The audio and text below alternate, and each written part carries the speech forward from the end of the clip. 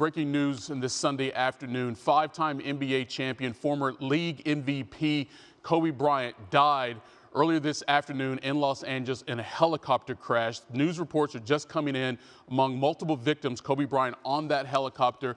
We're going to have Ramona Shelburne join us now from Los Angeles. She is on her way to the scene right now. Ramona, how did you first learn this information and how are you absorbing it right now? Oh my God. I mean, I was outside playing with my son and I just saw an alert and everyone I called, you get quick voicemails and people close to him are in absolute shock right now. And I can't even process it. I live 10 minutes away from the scene, guys, and I can't even remember how to drive there. It's shocking that Kobe Bryant is gone. Ramona, he was a father, a husband, an NBA legend, an Academy Award winner, an icon. He did it all in his 41 years. He became an Angelino, even though he wasn't born and raised there. 20 years with the Lakers will make you that. You grew up in the area. In any way, shape, or form here, can you help explain what Kobe meant, not just to the Lakers, but to the entire Southern California community?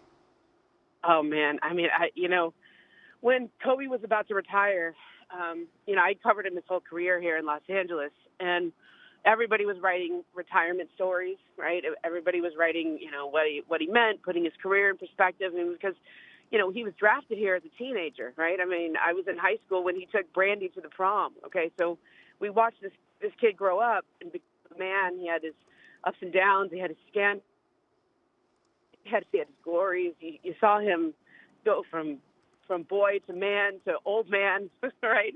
And I remember saying to him, like, we got to do a story at the end here. We got to put this all into perspective.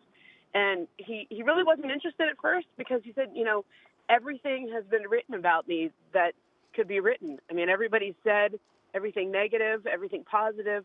What is there left to say? And I said, okay, so what is there left to say? And he said, the only thing I'm interested in is leaving a legacy of telling people how I did it, the parts of me that had to rise to the occasion, how I climbed to this level, how I became the man I am.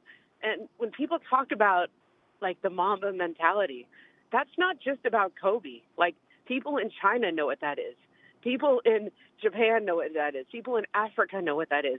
He became a legend. And in a lot of ways, he was writing that legendary story the whole time he was playing. And I think, one of the things that always struck me is Kobe always said, I wrote all my own commercials. I mean, he knew what he was. He knew he was a symbol. He knew he was a legend. He knew what he had to leave to the next generation. And we sat together to do one final story, and it was like a 4-hour interview, guys.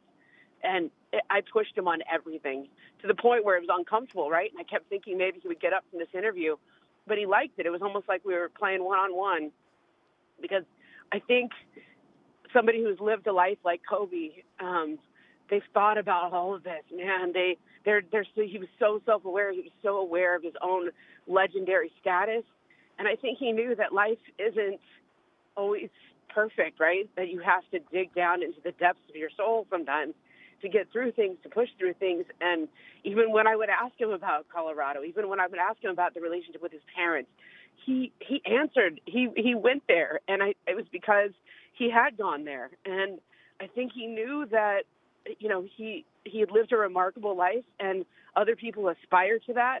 But if you really want to have a life like that, you have to be willing to do all of it, to go through all of it. I can't process the idea that he's gone right now. I really can't. I mean, this guy, he seemed like a legend, right? But in a way, man, it's a remarkable life that he led, right? I mean, he's 41, 42 at this point. Like, I can't imagine Los Angeles without him. He's like the mayor of Los Angeles, whatever you want to call it, and nothing political, but almost like this spiritual mayor, right? And the city just feels different without him here. Ramona, that's a good point.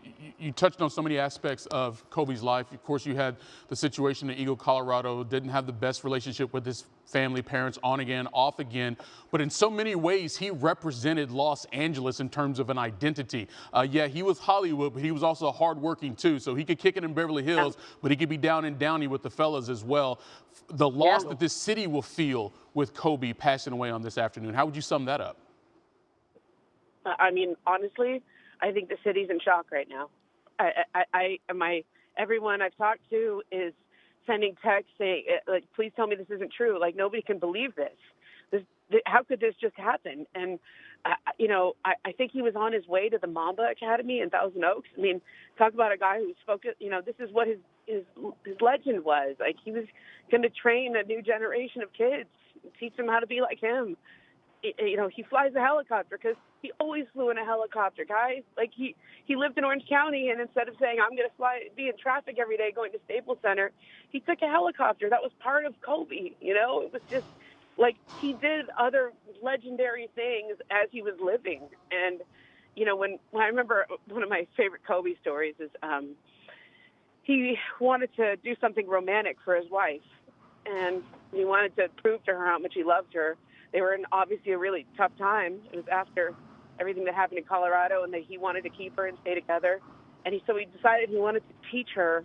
He wanted to teach himself how to play piano and play her a song. And I was like, why don't you just get someone to teach you to play piano? And he said, no, it meant more if I taught myself. So he put on Moonlight Sonata and just taught himself how to play that by ear so he could play it for his wife. I mean, who does that?